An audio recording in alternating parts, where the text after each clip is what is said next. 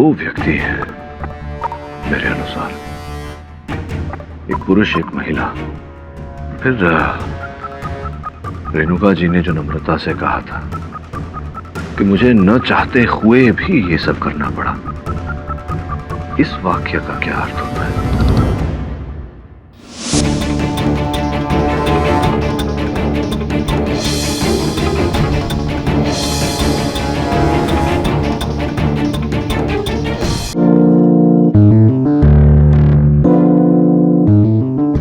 इन्हें ऐसा महसूस होने लगा कि रेणुका ने इनसे शादी की है इनके पैसे के लिए, और पैसे ये देना नहीं चाहते थे। इसलिए इन्होंने उस तकलीफ को जड़ से ही खत्म कर दिया, यानी रेणुका का कत्ल कर दिया। अगर इन्हें हत्या करनी होती तो ये क्यों अपनी पत्नी को अपने ही घर बुलाते, उनकी हत्या अपनी ही लाइसेंस रिवॉल्वर से करते, ताकि सारे साक्ष्य इनके विरुद्ध संकेत दें। योर ऑनर, ये सारा का सारा हादसा लगभग 2 मिनट के भीतर हुआ। कमलेश ने इन्हें बंगले के अंदर जाते हुए देखा। गोली की आवाज सुनकर संतोष बंगले के अंदर भागा। भागते हुए खूनी से टकराया।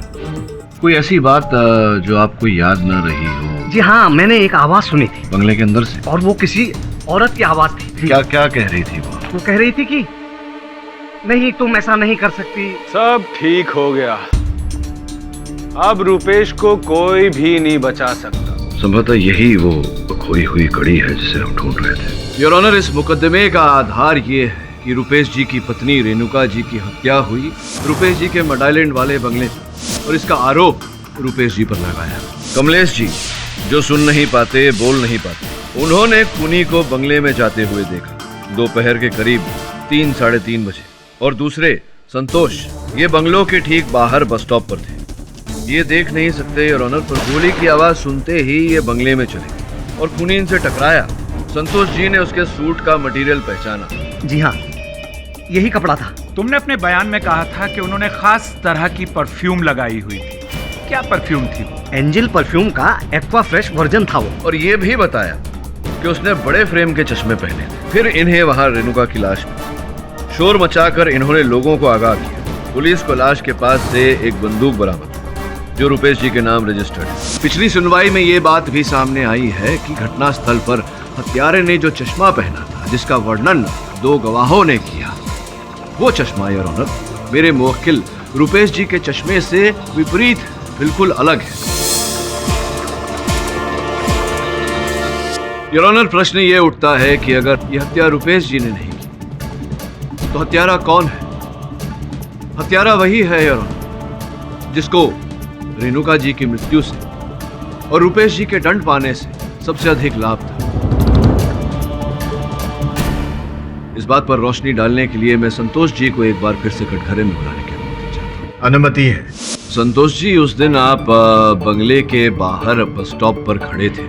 आपने अपने कथन में कहा कि आपने वहां खड़े खड़े गोली चलने की आवाज सुनी। केवल गोली चलने की आवाज सुनी थी या कोई और स्वर भी पहुंचा था आपके कानों तक? कुछ और सुना था? जी सुनी थी ना, एक औरत की आवाज सुनी थी। औरत की आवाज सुनी थी आपने? क्या कह रही थी औरत की आवाज? नहीं नहीं, तुम ऐसा नहीं कर सकती, ऐसा नहीं कर सकती। तुम ऐसा नहीं कर सकती? जी। अच्छा संतोष जी, मैं अपने दूरभाष यंत्र पे एक चलचित्र चलाता हूँ। आप देखिए अगर इसमें से कोई आवाज पहचान में आती है। जी। नहीं, तुम ऐसा नहीं कर सकती। एक मिनट, रोकिए। रोका? इस आवाज को दोबारा सुनाइए। रिवाइंड करूं फिर से? ये नहीं, तुम ऐसा नहीं कर सकती। जी हाँ, ये उसी औरत की आवाज है।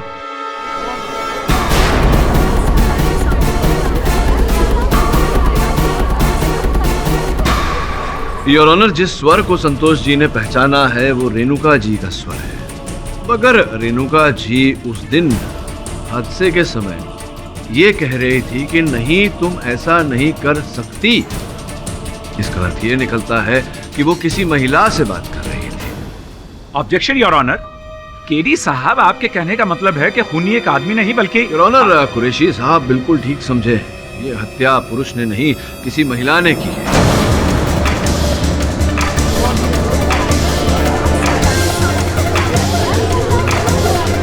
अभी तो लेडीज परफ्यूम की सुगंध आ रही है। Objection once again your honour. Santosh ने कल अपने बयान में ये बात की है कि वो जिससे टकराए थे योर ऑनर वो एक बड़ी कद काठी वाली रिष्ट पुष्ट आदमी थे, तो फिर ये अचानक औरत कहां से तशरीफ ली? साहब, संतोष जी बेचारे देख नहीं पाते। बिला शक हो सकता है इन्हें जाति पहचानने में अभी धक्का ही लगा था, जाति पहचानने में भूल हो गई होगी इनसे।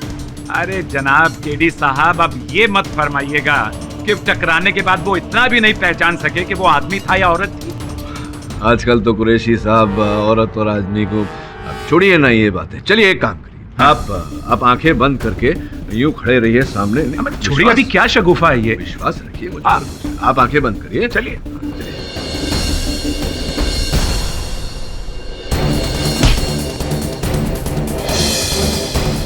लगा धक्का? हाँ। कौन था बताइए? अम्मा केडी साहब, ये पुराने तरीके हैं आपके, मुझे मालूम है। आपका असिस्टेंट वरुण। नहीं, देखिए ये थी मोहतरमा जी। आप बैठिए। यही तो मैं आपको समझाने का प्रयास कर रहा था कुरैशी साहब। योर ऑनर, अगर संतोष जी का कथन सत्य है तो ये हत्या किसी पुरुष ने नहीं, महिला ने की। अब सोचने वाली बात यह है कि वो महिला कौन है जिसे रेणुका जी की मृत्यु से लाभ हुआ।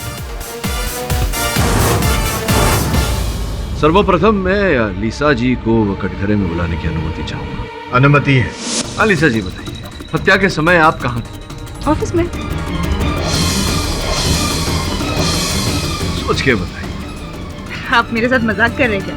मैं आपको बता रही हूँ ना कि मैं ऑफिस में थी। देखिए, आप कह रही हैं कि आप ऑफिस में थी, लेकिन ऑफिस के बाकी लोग कह रहे थे कि आप ऑफिस में थी ही नहीं, कहीं बाहर थी। अब कुछ काम हो सकता है, काम की वजह से कुछ देर के लिए बाहर निकल गई, लेकिन अगर मैं एक जगह मौजूद नहीं हूँ इसका मतलब ये थोड़ी ना है कि मैं दूसरी जगह मौजूद थी। वकालत करनी चाहिए आपको, ठीक कहा। लेकिन ये बताइए कि जब रेणुका जी का नाम उठा है अदालत में, मैंने देखा कि आप बहुत क्रुद्ध हो गई, ऐसे उग्र हो गई, नाराज हो गई। क्या किसी बात का बैर था आपके मन में रेणुका जी के प्रति? ऑब्वियसली। देखिए ना सर की हालत देखिए, रेणुका की वजह से सर यहाँ अदालत में खड़े हैं। चिंता होती है आपको अपने सर की। कहीं ऐसा तो नहीं कि रेणुका जी को हटाकर अपनी सर के जीवन में आप रेणुका जी की जगह लेना चाहती थी, पाना चाहती थी अपने लिए?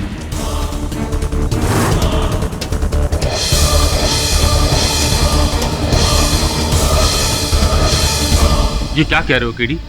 लीजा और मेरे बीच ऐसा कोई रिश्ता नहीं था, कुछ भी नहीं था, कोई फीलिंग नहीं थी। बजाज, आपकी ओर से इनके प्रति न, इसका ये अर्थ नहीं निकलता कि इनकी ओर से आपके प्रति नहीं। योर ऑनर, इनके कार्यालय में जांच पड़ताल करने के बाद ये पता चला है कि 2 वर्षों से लीसा जी बजाज साहब के साथ कार्य कर रही हैं और इस समय में क्षण भर के लिए भी ये इनसे अलग नहीं हुई। मेरे काबिल सहायक वरुण ने रुपेश जी के ऑफिस में पूछताछ की और पता लगाया कि लीजा हर समय रुपेश जी के आसपास ही रहती। ऑब्जेक्शन योर ऑनर, ये तो हद हो गई, सरासर इल्जाम है। ऑफिस में रहते हुए कोई सेक्रेटरी अपने बॉस के आसपास नहीं होगी तो कहां होगी? नहीं योर ऑनर, केवल आरोप नहीं लगा, इस बात को सिद्ध भी कर सकता हूं मैं।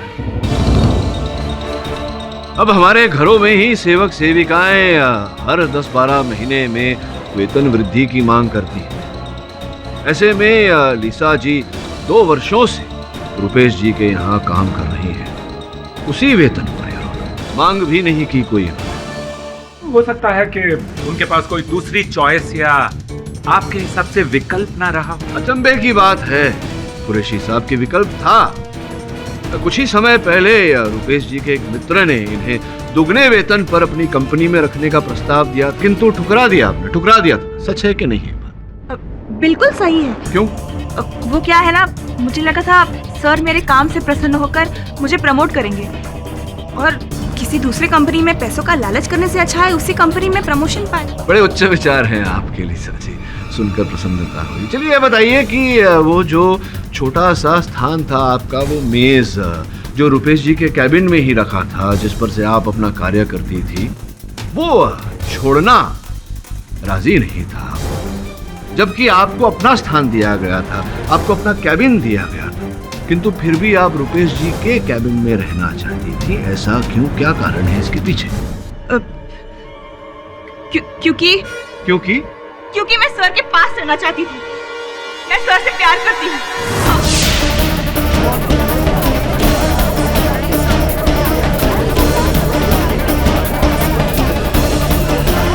लीजा, ये क्या कह रही हो तुम? यही तो योर ऑनर, यही तो मैं स्पष्ट करने का प्रयास कर रहा था अदालत में कि लीसा रुपेश जी से प्रेम करती थी। हमेशा पूरा समय इनके साथ रहती थी, हर मीटिंग इनके साथ अटेंड करती थी, इनके सामान तक पहुंचना, जैसे कि घर की चाबियां, इनका सूट, इनका बंदूक इत्यादि इत्यादि, ये लीसा जी के लिए कोई कठिन कार्य नहीं था। नहीं, तुम ऐसा नहीं कर सकती, तुम ऐसा नहीं कर सकती, तुम ऐसा नहीं कर सकती, तुम ऐसा नहीं कर सकती।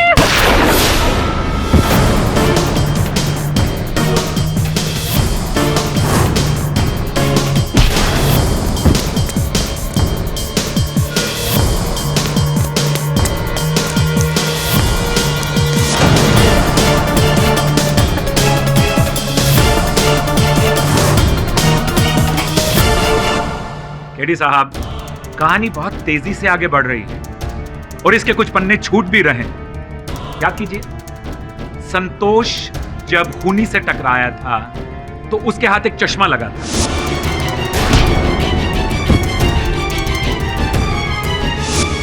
और अपने उल्टे हाथ की तरफ देखिए, लीजा चश्मा पहनती ही नहीं।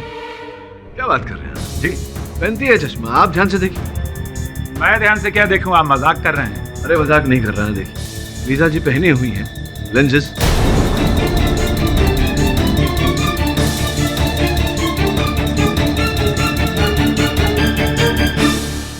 योर ऑनर, जिस प्रकार से और लोग भी बाहर जाते समय या कार्यालय जाते समय चश्मे उतार कर नंबर वाले लेंसेस पहनते हैं, लीजा भी उसी प्रकार से बाहर जाते समय या अदालत आते समय लेंसेस पहनती है, किंतु कभी कभी अपने चश्मे भी पहनती है। संभव है कि उस दिन लीजा जी ने अपने चश्मे पहने थे, जो चश्मे संतोष जी के हाथ लगे। क्यों? चलिए, आपकी इस बात को मैं मान लेता हूं, लेकिन आप जरा मेरी एक बात समझने की कोशिश कीजिए। समझाइए। जी, लीजा अगर रुपेश जी से प्यार करती थी या करती है और उनसे शादी करना चाहती थी, तो फिर वो रुपेश जी का कोट पहनकर उनको फंसाने की कोशिश क्यों कर रही थी?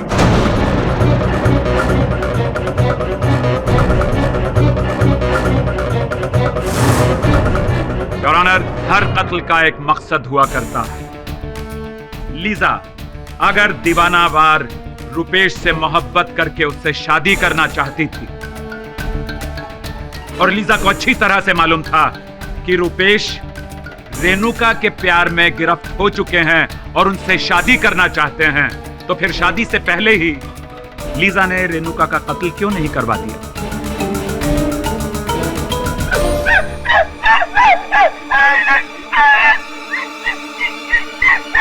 जज साहब, कमलेश जी आपसे कुछ कहना चाहते हैं।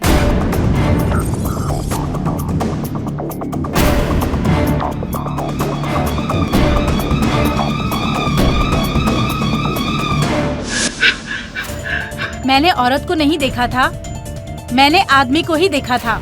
योर ऑनर, इनकी बात का कैसे विश्वास किया जाए, जबकि अब तक इनकी कोई बात ठोस साबित नहीं हुई है। मैं कसम खा के कहता हूँ कि मैंने आदमी को ही बंगले के अंदर जाते हुए देखा था।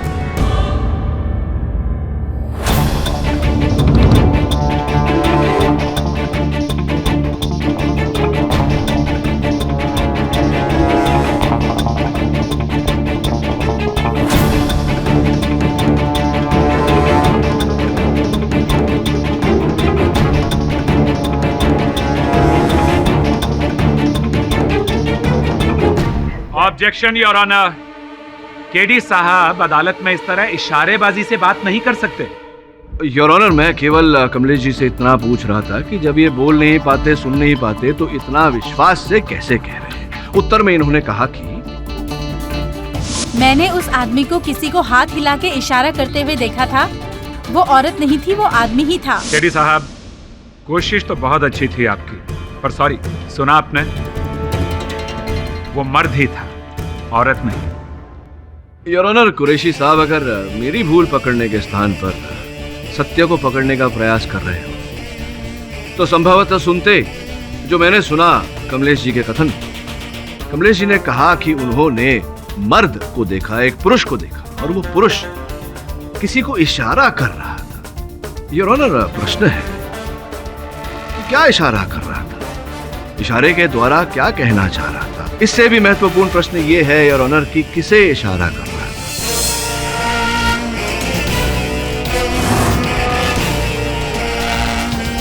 स्पष्ट बात है योर ऑनर कि हम जब किसी को इशारा करते हैं तो किसी दूसरे को ही इशारा करते हैं, स्वयं को नहीं। आपका मतलब है कि खूनी एक नहीं दो हैं? बिल्कुल उचित बात कही आपने योर ऑनर। हत्यारे दो हैं, एक पुरुष, एक महिला। योर ऑनर, कमाल की बात है, इतनी भरी दोपहर में किसी को एक औरत दिखाई नहीं दी। वो इसलिए कुरैशी साहब क्योंकि पुरुष और महिला दोनों अलग अलग समय पर वहां पहुंचे थे। पहले महिला अंदर जा चुकी थी और जब पुरुष अंदर जा रहे थे उस समय कमलेश जी ने उन्हें देखा। उसी प्रकार से संतोष जी से एक पुरुष टकराया था, किंतु घटनास्थल पर लेडीज परफ्यूम की सुगंध थी। वैसे पाठक, आखिर ऐसा कौन कर सकता है? अभी तो यह कहना कठिन है योर ऑनर, पर मैं पूरे विश्वास से कह सकता हूं कि बहुत ही चतुरता से खेला गया खेल है। दो गवाहों को जिस प्रकार से गुमराह किया गया है, ये एक सोचा समझा षड्यंत्र है योर ऑनर। और इस बात की तह तक पहुंचने के लिए मैं रुपेश जी के भतीजे अभय और उनकी पत्नी नम्रता से कुछ प्रश्न करना चाहता हूं। टेडी, ये तुम क्या कह रहे हो? रुपेश जी, ये दोनों इसमें शामिल नहीं हो सकते, इन पर मुझे पूरा भरोसा है। रुपेश जी, मुझे अपना कार्य करने दीजिए। धन्यवाद।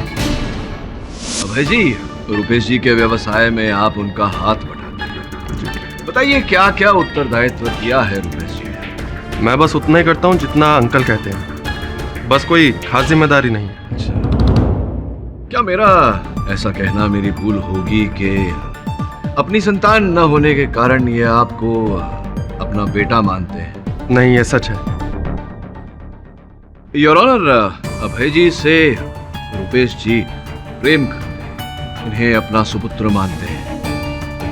लोगों को लगा था कि रुपेश जी के बाद व्यवसाय, केवल व्यवसाय ही नहीं, व्यवसाय के साथ पूरी धन संपत्ति सब रुपेश जी के नाम हो जाएगी। रुपेश जी को भी ऐसा ही लगा था, किंतु रेणुका जी विवाह विच्छेद के साथ साथ धन संपत्ति का आधा हिस्सा मांगा, तो संभव है योर ऑनर कि रुपेश जी को लगा हो कि जिस धन संपत्ति के ये अधिकारी हैं उसी से इन्हें वंचित किया जा रहा है। संभवतः इसी कारण अभय जी आपने रेणुका जी को रास्ते से हटाने की, उनकी हत्या करने की योजना।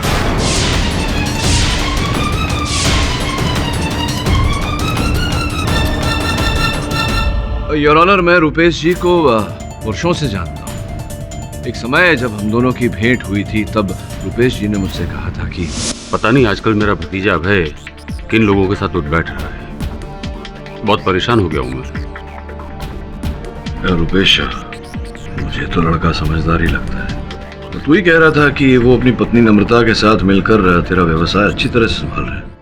हाँ, वो तो है, पर कभी कभी अपना नया अलग बिजनेस शुरू करने की बातें करते हैं। कभी किसी रेस्टोरेंट में इन्वेस्ट करने की, तो कभी किसी फिल्मों में। पता नहीं कौन ये सब बातें उनके दिमाग में डालता रहता है। हाँ रुपेश, मैं समझ रहा हूँ तेरी बात। मुझे नहीं लगता तुझे इस बात को ज्यादा गंभीरता से लेना चाहिए।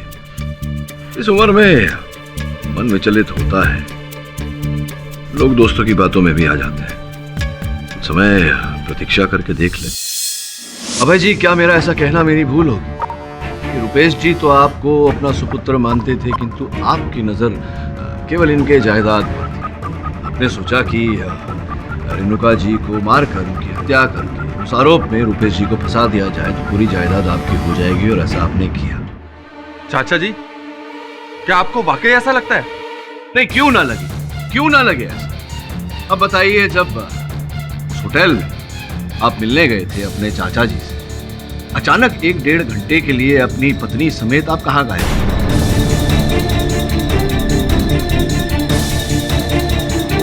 बोलिए बोलिए, कहाँ गायब हो गए?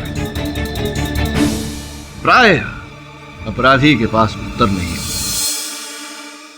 योर ऑनर, मैं पुनः अदालत को स्मरण करा दूं कि सीवीयू होटल से रुपेश जी का बंगला 5 मिनट की दूरी पर ही है। रुपेश जी, आप अदालत को बताइए कि उस दिन क्या बातचीत हुई थी अभय जी के साथ आपकी, क्यों मिलने आए थे आपसे? पता नहीं, उस दिन मुझे अभय का फोन आया। उसने मुझे जल्दी से होटल सीवीयू में आने के लिए कहा। वहां पहुंचा तो उसने कहा कि एक स्वीट बुक किया है। कोई सेलिब्रेशन की अधूरी सी बात कर रहे थे कि अचानक से फोन आ गया और वो चले गए। क्या समझा नहीं मैं, किस बात का ये जलसा था, सेलिब्रेशन क्या था? किसी का जन्मदिन था क्या? नहीं, ऐसा तो कुछ नहीं था। हाँ, अभय और नम्रता अभी बच्चे हैं, छोटे हैं, किसी भी बात को लेकर पार्टी कर लेते हैं, तो इतना नहीं सोचा मैंने। अरे भाई, क्या बात है, सब ठीक तो है ना?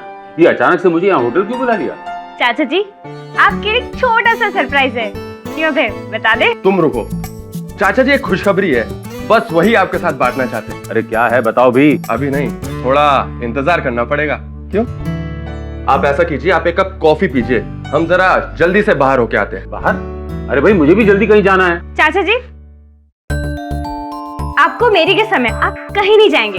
हम लोग यूं गए और यूं आए, बस आप हमारे लौटने तक का इंतजार कीजिए प्लीज। अरे भाई नम्मो, मुझे रेणुका से मिलना एक्चुअली मट के बंगले तक जाना है। चाचा जी, मैं कुछ नहीं जानती, हम उन्हें यही बुला लेंगे, बस आप हमारे लौटने तक यही इंतजार कीजिए। हम लोग यूं गए और यूं आए। चलो अबे। चलो, ओके चाचा जी, बाय। ओके चाचा जी।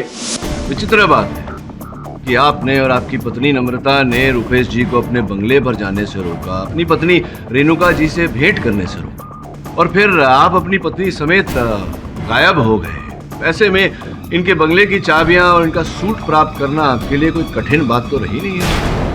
नहीं केडी सर, ये सब गलत है। हमने चाची को नहीं मारा, बल्कि हम तो। नम्रता बैठ जाओ। अबे मुझे बोलने दो, ये सब गलत है।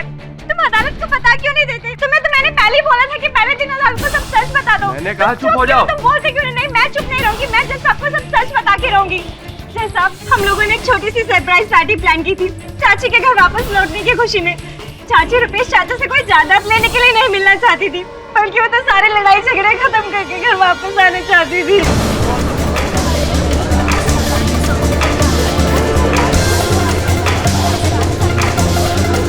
नम्रता, ये तुम क्या कह रही हो?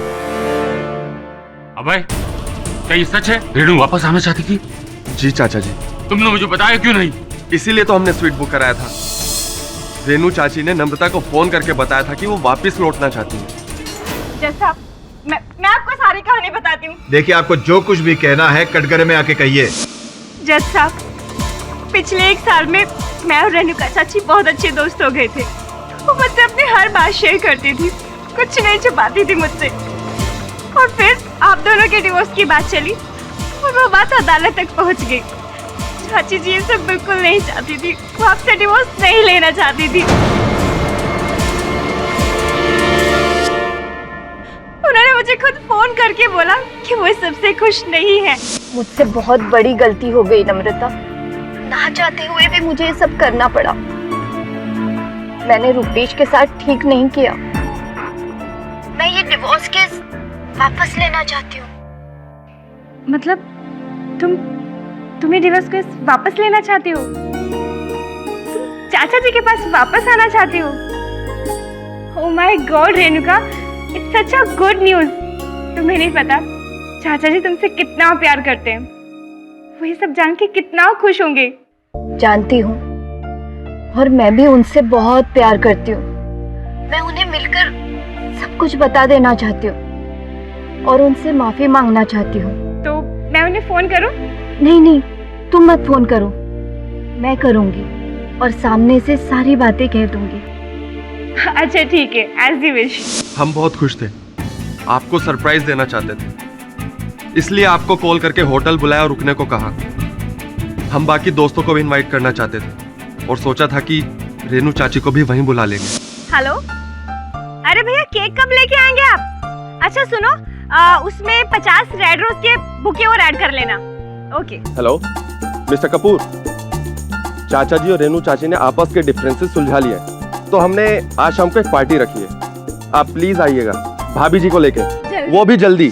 और फिर ये सब हो गया।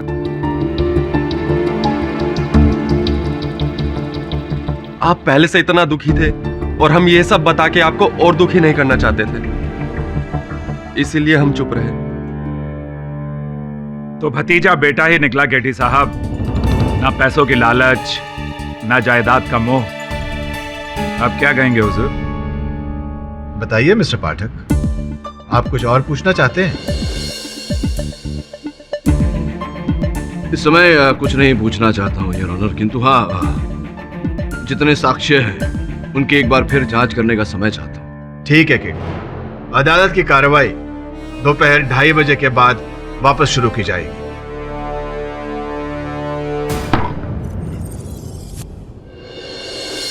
समझ में नहीं आ रहा, जितना इस केस को सुलझाने का प्रयास कर रहा हूँ और उलझता जा रहा है। सर, अगर नम्रता और अभय निर्दोष हैं तो फिर शायद ये काम किसी बिजनेस राइवल ने किया हो। नहीं, मुझे नहीं लगता ऐसा होगा। ये जो भी है, रुपेश जी, अभय और नम्रता के आसपास का ही कोई व्यक्ति है, उनके निकट का व्यक्ति। नहीं तो सोच, उनकी चाबियां, उनके कोट, उनके बंदूक तक कैसे पहुंच सकता है वो व्यक्ति? सर, मगर नम्रता और अभय के अलावा और कौन है आसपास उनके? 2 व्यक्ति हैं मेरे अनुसार, एक पुरुष एक महिला। फिर रेणुका जी ने जो नम्रता से कहा था कि मुझे न चाहते हुए भी ये सब करना पड़ा, इस वाक्य का क्या अर्थ होता है?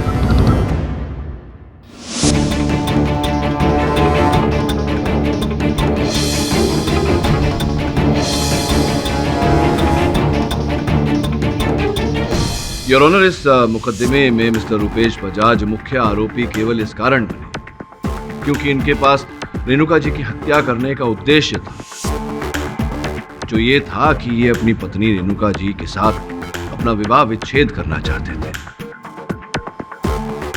किंतु अदालत में इनके भतीजे आनंद और उनकी पत्नी नम्रता जी ने जो कथन दिया, उसके अनुसार प्रमाणित होता है कि रेणुका जी इनके पास लौटना चाहती थी, इनके साथ अपने संबंध सुधारना चाहती थी। तो इससे क्या साबित करना चाहते हैं केडी साहब आप? कुरैशी साहब, अगर रुपेश जी बंगले पर गए होते तो वहां संबंध सुधारने की बात होती, धन संपत्ति का बंटवारा करने की बात न होती, तो झगड़ा नहीं होता। इससे यह प्रमाणित होता है कि इनके पास रेणुका जी की हत्या करने का कोई उद्देश्य था ही नहीं। योर ऑनर, इन बातों से कुछ ऐसा प्रमाणित होता है कि बजाज साहब ने अपनी पत्नी की हत्या नहीं की। अगर ये अपनी पत्नी के हत्यारे नहीं हैं, तो असल हत्यारा कौन है?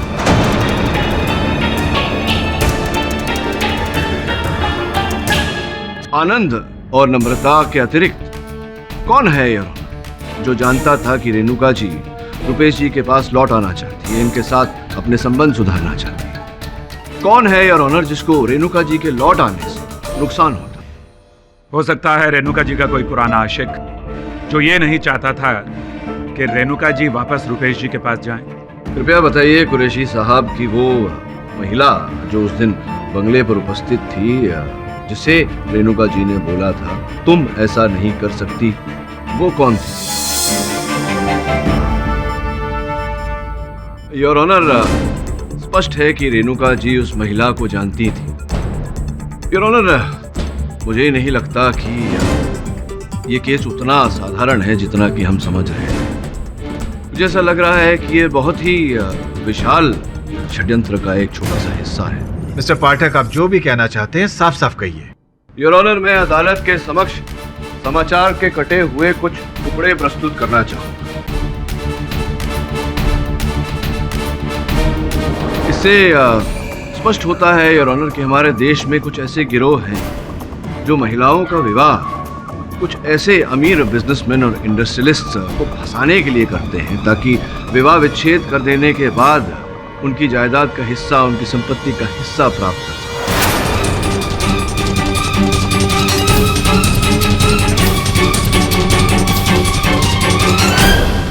आपके कहने का मतलब है केडी साहब कि रेणुका ने रुपेश जी को पैसों के लिए फंसाया था? अब ये बात तो रुपेश जी स्वयं ही बता चुके हैं अदालत में कुरैशी साहब। योर ऑनर, रेणुका जी ने रुपेश जी के साथ ये खेल तो खेला, किंतु इस खेल में वो अकेली नहीं थी। संभवतः किसी ऐसे गिरोह का मोहरा बनी थी रेणुका जी, किंतु चलते चलते उन्हें रुपेश जी से वास्तव में प्रेम हो गया और उन्होंने रुपेश जी को धोखा देने से मना कर दिया। गिरोह के अन्य लोग योर ऑनर ये समझ चुके थे कि अगर रेणुका जी रुपेश जी के पास लौटी तो उनका बड़ा नुकसान हो, और संभवतः यही बात रेणुका जी की मृत्यु का कारण बनी। मिस्टर पाठक, ये बहुत ही पेचीदा केस है। इनका पता लगाना बहुत जरूरी है कि आखिर ये लोग हैं कौन। योर ऑनर, प्रश्न का उत्तर तो रेणुका जी के अतीत के पन्नों में ही मिलेगा। मैं लीसा जी को एक बार फिर से कटघरे में बुलाने की अनुमति चाहता हूं। अनुमति है।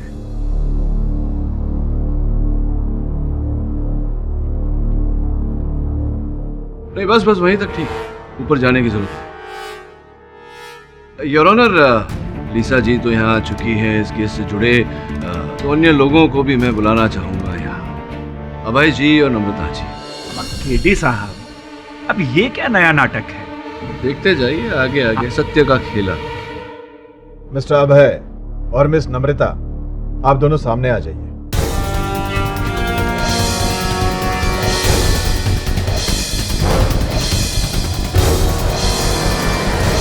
योर ऑनर, इस मुकदमे में संतोष जी और कमलेश जी ने अपना अपना कथन दिया, किंतु एक तीसरा चश्मदीद गवाह भी है हमारे पास, जिस पर हमने ध्यान नहीं दिया।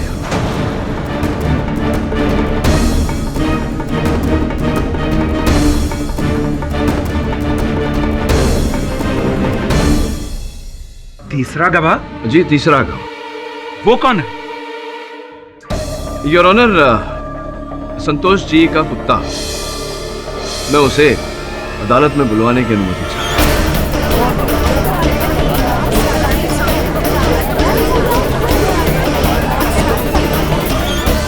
मिस्टर पाठक, कुत्ता गवाही देगा? योर ऑनर, ये कोई आम घरेलू कुत्ता नहीं है। एक ऐसा कुत्ता है जिसे एक अंधे आदमी की हर रीत से ध्यान रखने का अभ्यास दिया गया है।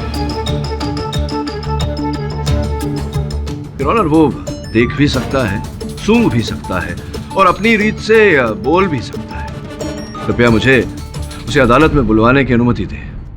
ठीक है, ले आइए।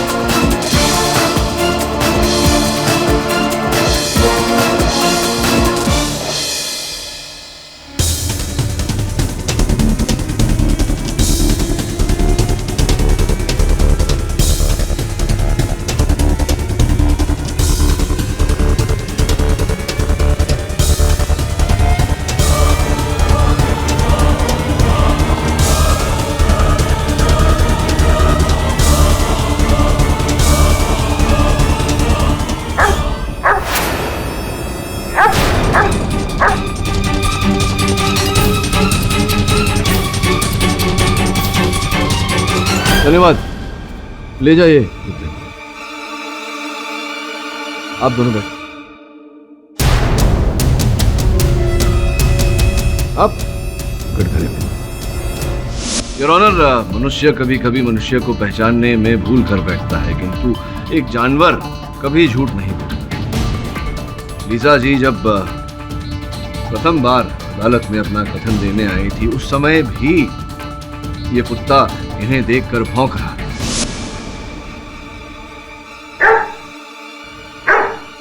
हमने उसे शोर समझकर टाल दिया। हम उसके भौंकने को समझ नहीं पाए और वो संकेत दे रहा था। लीसा जी क्यों लीसा जी? तो लीसा जी, कुल मिला के अब तक की कहानी कुछ ऐसी है कि वो जो आपने अदालत में पिछली सुनवाई में कथन दिया था कि आपको प्रेम हो गया था रुपेश जी से, वो कहानी झूठी थी, ऐसा कुछ था ही नहीं। आपने जानबूझ योजना करके रुपेश जी के पास वो नौकरी ली, इनके सेक्रेटरी की, और फिर इनका विश्वास जीतने के बाद में आपने रेणुका जी को इनसे मिलाया।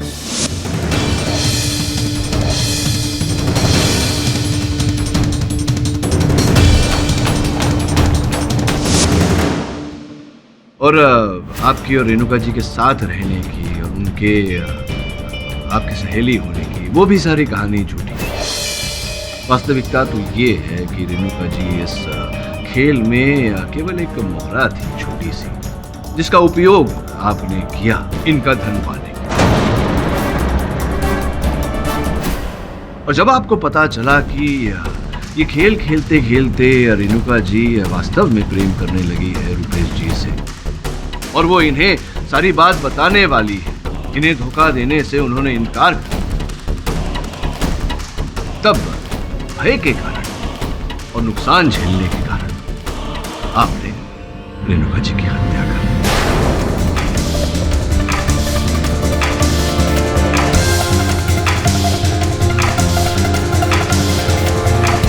योर ऑनर, मैं पिछली सुनवाई में अपने दलील में कह चुका हूं कि लीसा जी क्षण भर भी रुपेश जी का साथ नहीं छोड़ती थी। उनके कैबिन में ही इनकी मेज थी।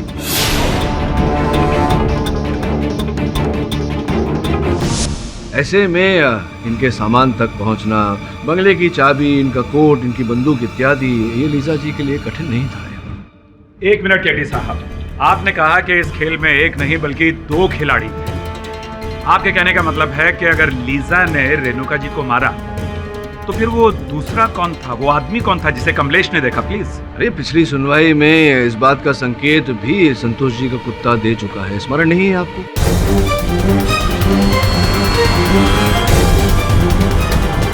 आपके कहने का मतलब है कि अगर लीजा ने रेणुका जी को मारा तो फिर वो दूसरा कौन था, वो आदमी कौन था जिसे कमलेश ने देखा? प्लीज। अरे पिछली सुनवाई में इस बात का संकेत भी संतोष जी का कुत्ता दे चुका है, स्मरण नहीं है आपको?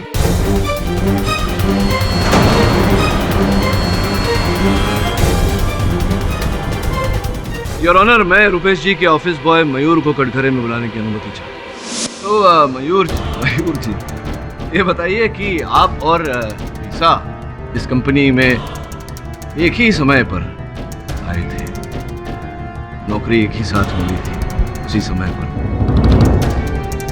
तो ये तो कंपनी की जो रोस्टर है वो कहता है।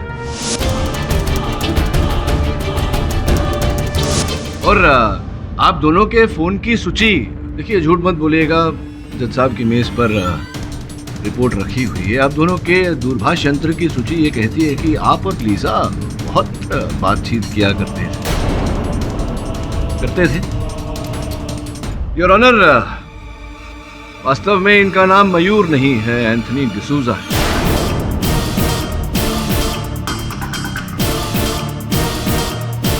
और ये एक MBA है। तभी तो मैं सोचूं कि एक MBA जिसे व्यवसाय का इतना ज्ञान है, वो एक कंपनी में पियून की नौकरी क्यों करेगा? दरअसल ये इनका खेला था, या पहले भी कई कंपनीज में ये ऐसा कर चुके हैं। इस बार रुपेश जी के साथ इन्होंने किया। जब इन्हें पता चला कि रेणुका जी जो ये चाहते थे वैसा नहीं करने वाले, तब क्रोध में बदला लेने के लिए इन्होंने रेणुका जी की हत्या कर दी। मट के बंगले पर आ जाओ 3 साढ़े 3 बजे।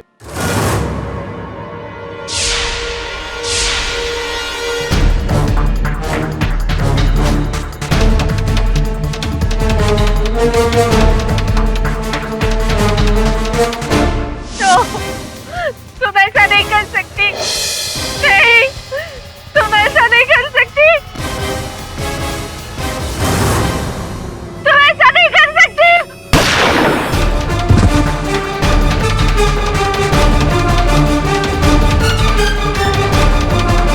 रुपेश जी का कोट पहनकर गए थे, किंतु चश्मा बदलना भूल गए। वो चश्मा जो संतोष जी के हाथ लगा था।